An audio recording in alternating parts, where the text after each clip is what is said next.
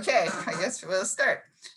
So my guest today is Nancy Spannaus, who has written a very interesting book called Hamilton versus Wall Street, The Core Principles of the American System.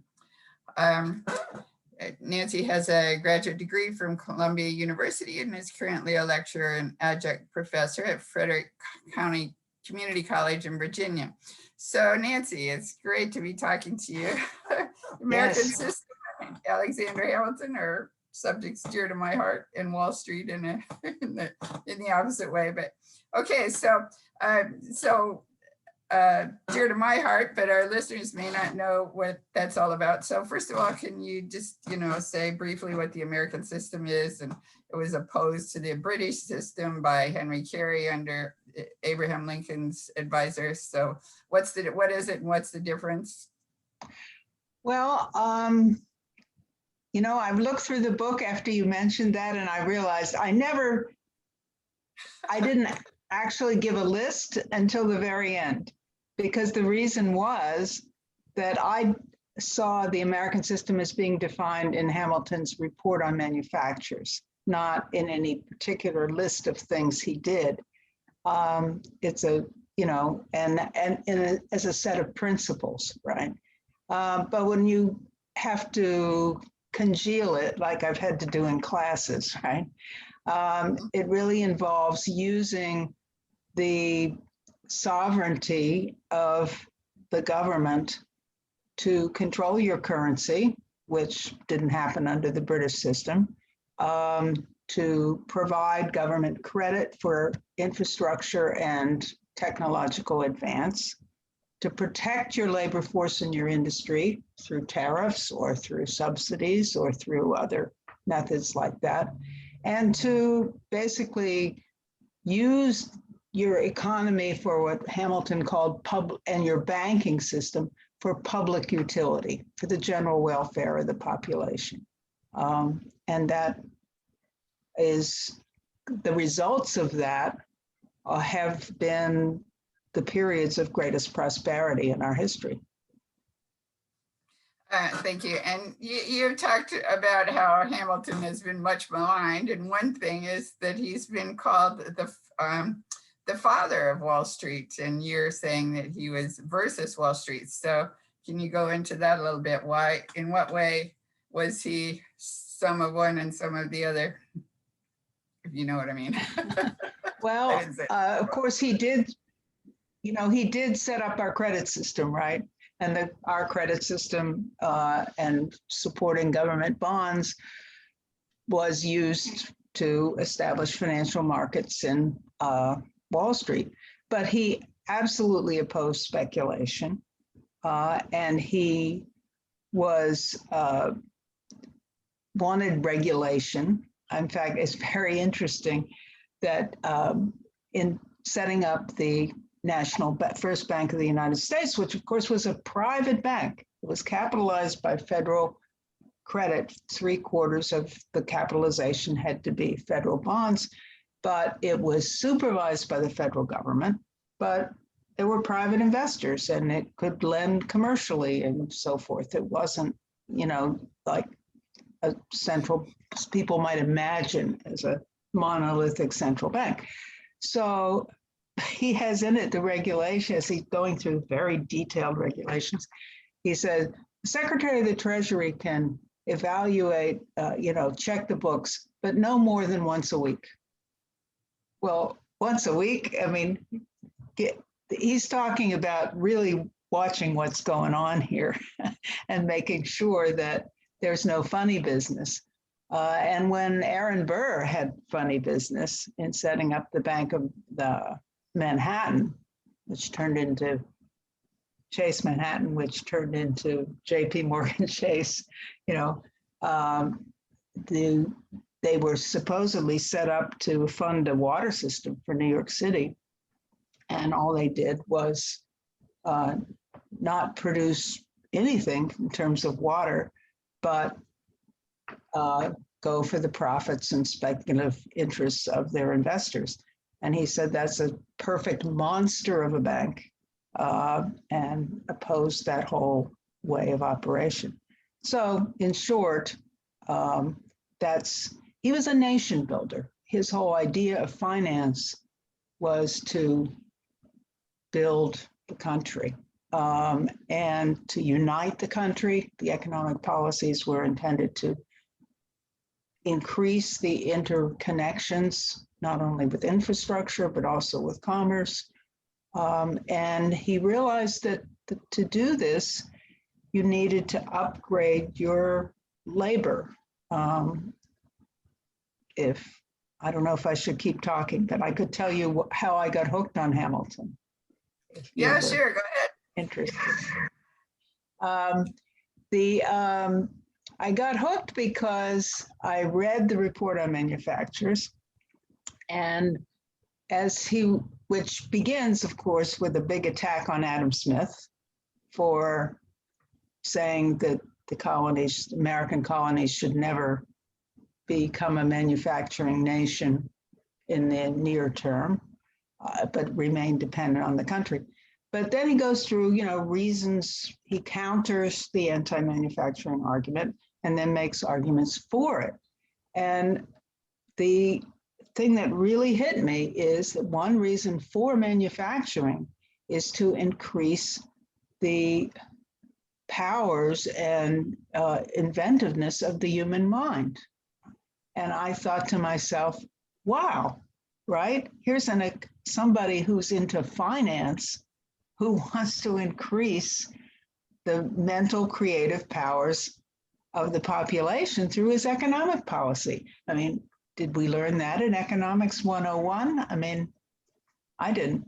Right. So basically, I mean, the way I see it, the American system is that, that you're serving the productivity of the country with sovereign money, sovereign credit, a national bank that belongs to the people and serves the people, versus the British system is all about private profit and speculation, exploitation, making money without necessarily producing anything.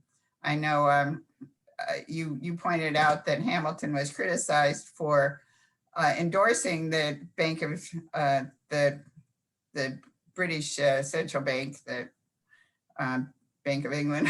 Sorry, losing my memory. Anyway, but you say it was not. He was only endorsing certain aspects of the model, not the whole model. So in what way was the American system or the first US bank or the first and second US banks different from the Bank of England?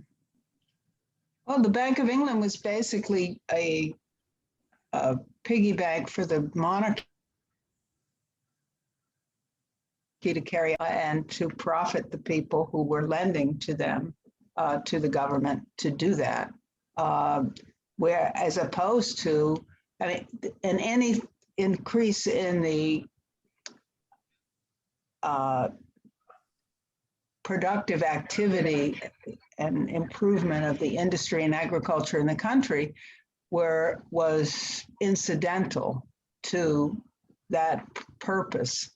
And I think Hamilton, in a way, addresses that when he makes an argument for not having a wholly government-controlled bank, because he doesn't want it to be used in that kind of way. He wants it to be used as a nursery for industry and agriculture and progress, commerce, which is, I think, the way he did it. I'm not alone in this. I really got this very lot of insight out of the work of Forrest MacDonald. I don't know if you've ever read his biography of Alexander Hamilton, but it's if you don't want to go through 800 pages of Chernow, actually, the MacDonald, who was a conservative, supposedly, but he's very insightful in what he follows. But he's not a politico up front. He's a scholar, and he points out that Hamilton is not. He is a lot of insight into Hamilton's economic thinking, and he pointed out how you can have technical similarities between your banking system in the United States and the Bank of England. But if the whole purpose of the bank is totally different, you have a different system. And the whole purpose here was totally different. And that's the way it functioned briefly until priorities changed under the Jefferson administration and onward. Well, that But they just didn't reminds want me, they didn't want any infrastructure. They cut, they cut any kind of planning for infrastructure. Tariffs were cut, for support for manufacturing. that just reminds me, so I'll just jump. You point out that three of our, famous presidents, Lincoln, FDR, and Kennedy, were all followed the American system. And FDR had hoped to make the Federal Reserve service the small business, make loans for productivity into the real economy, but he couldn't get that passed. So instead he set up the Reconstruction Finance Corporation. But that was the American system. The goal of the American system was to stimulate productivity, support productivity. Likewise with Lincoln, of course, he got into the presidency and was hit immediately with the war. So he didn't exactly have time to set up another US bank. But he did do sovereign credit in the most direct way you can do it, namely printed the money and spent it. And it's, increased the money supply by 300% or something, and still did not create inflation. I've written about this myself.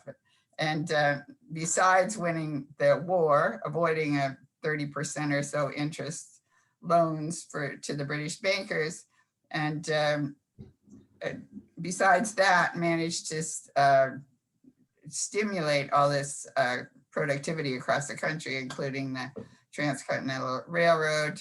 And one thing that's dear to my heart was that the Homestead Act was set up under Lincoln. My great whatever, some grandfather fought in the Civil War, and his name was William Henry Harrison Miles. So named after the president that Lincoln ran. When he first you pointed that out in the recent article, that when Lincoln first gave his first, I guess, famous speech, it was when William Henry Harrison was running for president. And so my great grandfather homesteaded 160 acres in Pennsylvania, and that was the farm that was my childhood farm. Was that farm. Wow. Under Lincoln. But of course my grandmother unfortunately sold it for $13,000 in the 1960s or late 50s or something like that. It's like just like all the farmers have gotten a raw deal in the last. There's an obvious attempt to take the land back from the farmers and consolidate into these big agribusinesses. But anyway, so that rang a bell with me. Touched my heart. So my great grandfather fought at Gettysburg, got tuberculosis and died of tuberculosis, but meanwhile established his farm. So that was cool. Anyway, so Lincoln did amazing things, including actually starting the railroad under his, as you point out, under his presidency. It wasn't just, it was finished afterwards, but he actually, anyway, do you want to discuss any of that? The Lincoln modification and the first thing I wanted to discuss was actually the banking question, right? Because when I did this post on American System Now, I didn't actually realize. I was rereading a book about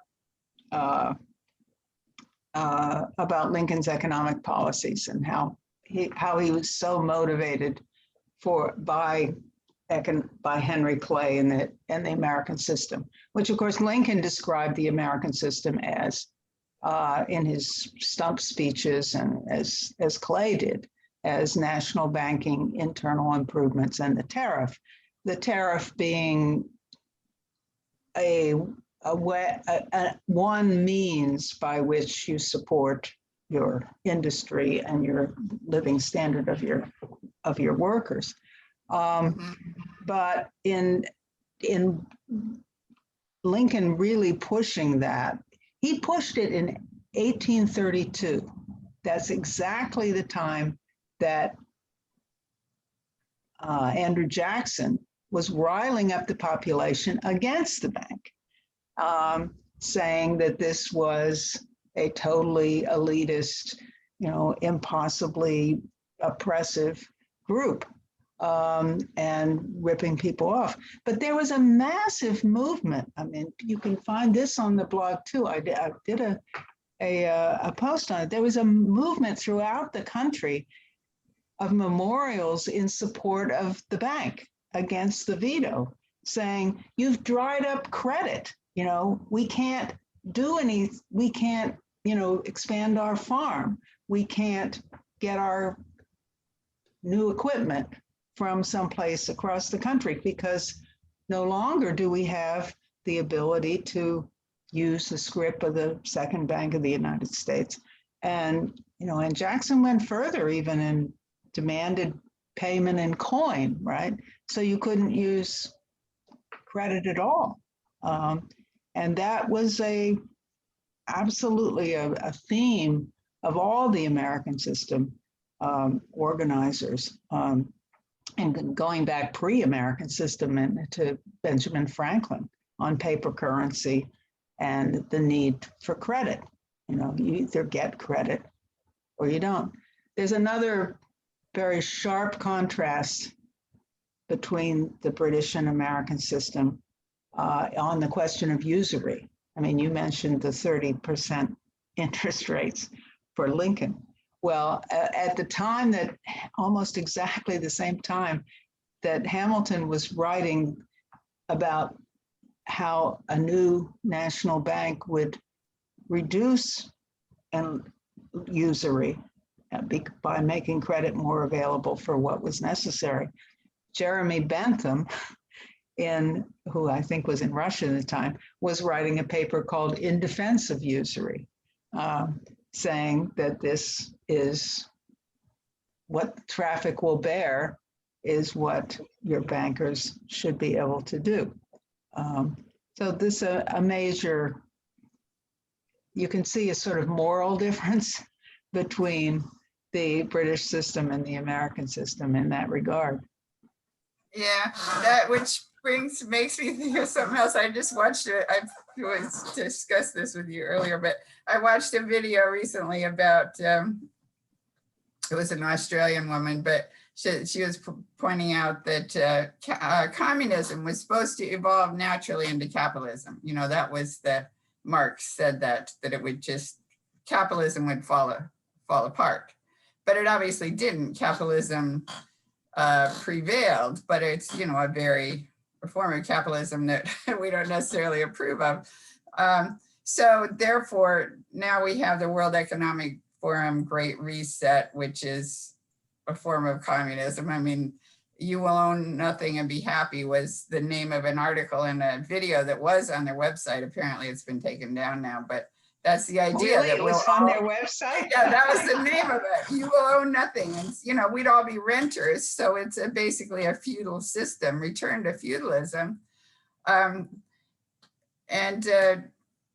So in this video, they were saying, in order to create this communist system, which it hasn't evolved naturally, they're having to do these various ploys, and the original Green New Deal didn't work, and the pandemic didn't work totally or whatever. So now the next thing is maybe a cyber attack, which would certainly reduce us all. But what I just want to get into is the fact that young people, particularly today, are quite drawn to socialism and communism. But the American system is neither. I mean, it wasn't capitalist. It was a way of combining, a top-down control, but a top-down control, or, of the money system that is in the people's interests. It's controlled by the people. It's public in the real sense, with public mandates and public. But anyway, does that ring any topics in your head? Right. Right. Well, of course, the you know, the whole idea of communism was not around when Hamilton was around. But his advocacy and the advocacy of the American system for the enhancement of labor, you know, does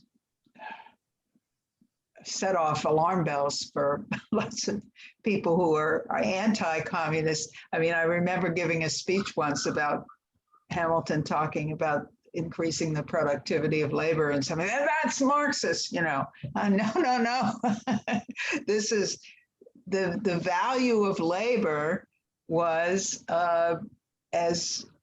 and your quality of labor as critical to creating wealth has been an idea of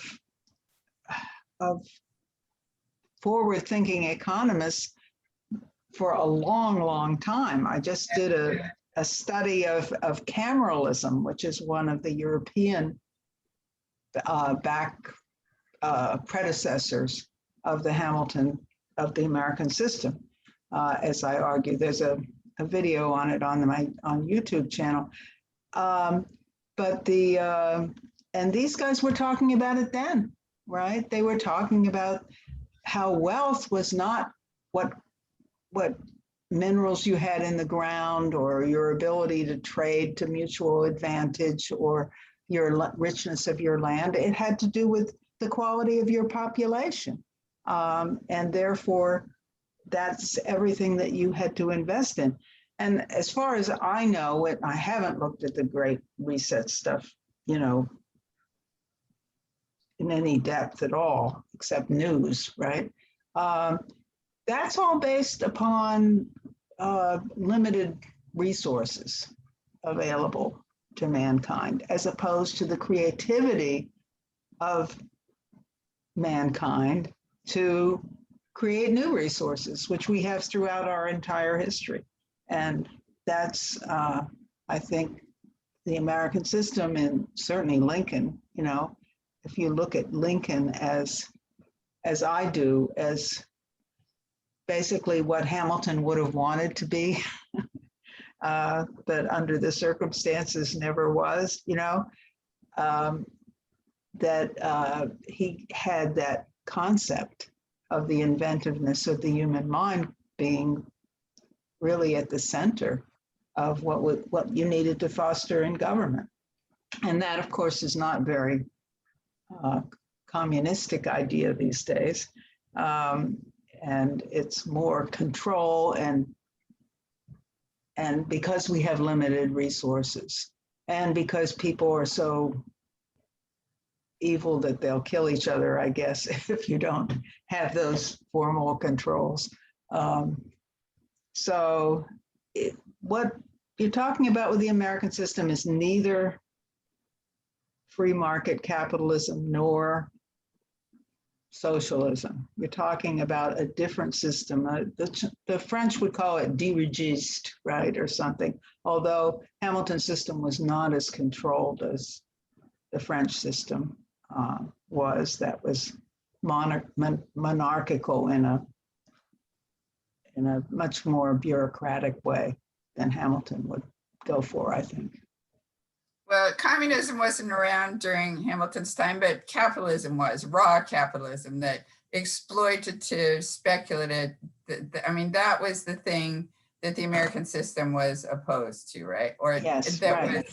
And that was the sense in which Hamilton was versus Wall Street. Do you want to explain how he was like actually versus Wall Street? Well, as I said, he took measures to stop speculation. There was a run on the banking, there was a whole speculative market in the bonds of the United States, and also that touched his manufacturing startup, the Society for Useful Manufacturers. And he had to crack down on that, right? Despite the fact that one of the guys was a friend of his, you know, he let the guy go to jail, you know, and that was, so he used the power that he had at the Treasury to nip speculation in the bud, and did not, and in terms of personal corruption, which is what his opponents were always trying to prove, they were always saying, well, you're running your financial system to help your cronies, who have money on Wall Street. And, they must have done at least 6 thorough investigations of absolutely everything. And, they never found a thing, because the way he ran the system was for the benefit of being able to invest in the physical economy and maintain the value of the debt of the United States, so that we wouldn't be ripped off, in terms of interest rates and things of that sort. So, and what he did not get a chance to do, although it's there in the Report on Manufacturers, is to, which is against Wall Street, is to invest in the long-term infrastructure of the country. I mean, he wrote in favor of that. He did a certain amount of infrastructure in the lighthouses and in the post roads. And actually, there were some canals that were begun in the 1790s when he was still Treasury Secretary, which were aided by the fact that the National Bank existed. But the Wall Street outlook, certainly as it has evolved, is short-term profit, right? And doesn't matter whether it builds anything. And he had the opposite view. Yeah, you wrote also that in Roosevelt's day, the banks were funding their cronies. It was the same thing Hamilton was accused of, but apparently wasn't doing. But anyway, the banks were funding their cronies, and the money wasn't getting to the small businesses. So you had the cronies getting rich and the little guys getting crushed and going bankrupt. So we have the same problem in the last year, obviously, where the Federal Reserve just poured out credit, but most of it went to the big industries, and the many little guys went bust again. So how can we fix that? I mean, we want the Public Banking Institute, what we would argue for, and the National Infrastructure Bank project, which we've written and talked about a lot, and we support that we should have a national infrastructure bank. We should have a national bank like the Hamiltonian Bank that actually made loans directly into the economy. Right. Right. Yeah. I'm supportive of that idea. When I did the book, which was in 2019, that's now not ancient history, but right. it's a while.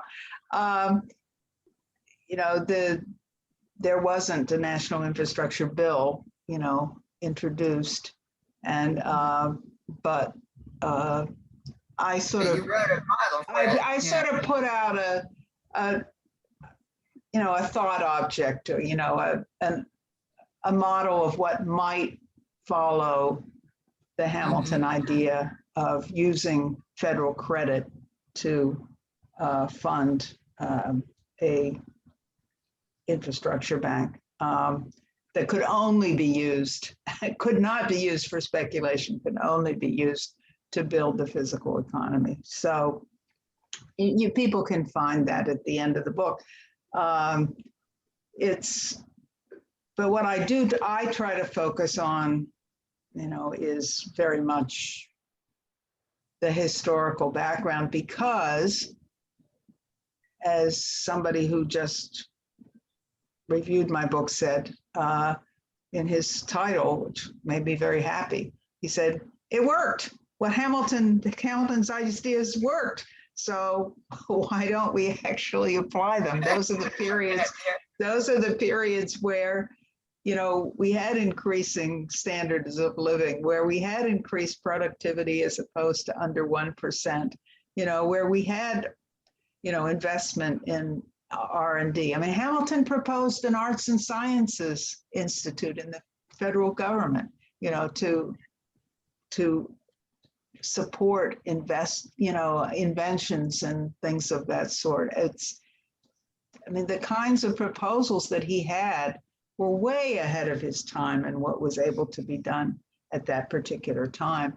Because people should realize that we were in a different kind of war with the British after we won the revolution. But the British were committed 150% against us industrializing and becoming a manufacturing nation, all the way up to the Civil War, which is one reason that they actually supported the South and supported the slave system in the Civil War. So it's, by simply going for us becoming a manufacturing nation that would not be dependent upon the mother country for necessities, Hamilton was being anti-British, whereas what we would consider today the Wall Street over time, the majority of it was all in with the British, to simply make money on loans, regardless of what was built. Yeah, so we have that problem today as well, where we really need to be independent. We've seen what happens when you're totally dependent on other countries and the supply And then you have lines. no medicine. Yeah, and well, where I live, there's not even a place to do a garden. I mean, if they cut off the water and the food, we're all dead here where I live. So yeah, we definitely need more self-sufficiency. Yeah, well, it's not a reactionary idea to be in a position to make sure that you can feed and support the health and house your people. I mean, what we've seen. Yeah, but most people can't do that. Like homesteading is not a possibility anymore. The land is not there.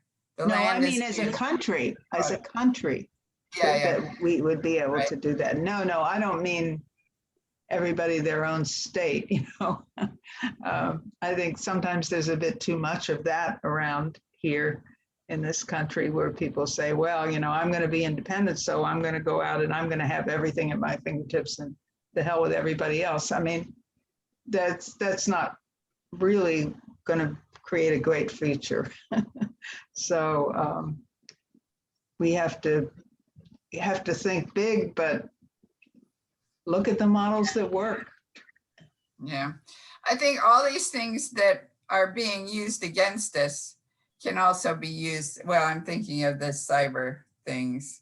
There's potential, or digital currencies, et cetera. There's potential for it to serve the people, or even like the central bank, which could be, you could have a Bank of England type central bank, which is corrupt and exploitative, or you could have a first US bank type bank that is actually geared toward productivity. Yeah, right. It depends on how you are, the principles that are governing what you're doing. And people aren't really used to thinking in terms of principles these days, I think, very much. They think of the mechanics, and sometimes they think of the results, but the principles that go into it and the value of what's being supported and what's required. And this national unity question is a big one, right? Building infrastructure, that's where FDR was phenomenal, right? In ensuring that there was investment in every part of the country in order so that no one could say that they were running the Reconstruction Finance Corporation or any of the major programs for the benefit of one part of the nation against another part of the nation. And Hamilton fought against the accusation that he was just trying to help the North. He wasn't, but he had difficulty convincing people of that because you've done a really nice job of laying out how he was supporting the whole country and basically how he was doing good. And you've also mentioned how the American system influenced other countries, Russia and Japan and Germany and the early Chinese Republic. Do you want to just mention that? Well, I mean, the thing I find most fascinating was, and shocking to most people, is that as soon as the report on manufacturers came out, they got it to Europe. Now, partly because we were recruiting skilled workers to come to the United States, but when the Russian consul in London heard about it, he asked for a copy, and so got it to Russia. And by 1807, there was a Russian translation of the report on manufacturers circulating. Now, it took them a long time to actually do something about that. It wasn't until the end of that century that some infrastructure began to be built to try to unite the country in the middle of the country when they got rid of serfdom and so forth and so on. Germany was a very close connection because there were people like Friedrich List who came and spent time in the United States studying with Matthew Carey, who was a very close Hamiltonian in economically speaking, and with others of the American system. And he went back and devised a whole rail system for Germany and a tariff system, a customs union against the British dominating their economy. And similarly with Japan, one thing that unites all these is when you think of the fact that what Hamilton was thinking about, one of the things he was thinking about politically, political economy, is that he was up against local oligarchs in the states who didn't want to see a national bank because it would interfere with their local control, their local oligarchy. Slavery, of course, being one of the major aspects of that. And we have that today too. When these other countries picked up Hamilton's economic ideas, they were using them in part facing that same problem. Germany didn't exist as Germany, right? It was all these local potentates. Japan didn't exist as Japan. It was all the local potentates. And Russia was, a total mess in terms of these huge serf holdings and so forth and so on, a lot of backward people. So everybody faced the same, in a sense, the same question. And they also faced the British Empire, because the British Empire was utilizing the fact of all this disunity and lack of development in order to continue their own looting of the world. So similar, yes. These things don't go away. Unfortunately, they don't go away. And you pointed out that these other countries were watching the US. I mean, it was really revolutionary what was going on in the US, and they were waiting to see how that was going to turn out. Right. Right now, there is this whole educational push, to sort of downplay American history, like that we're not the good guys that we purport to be.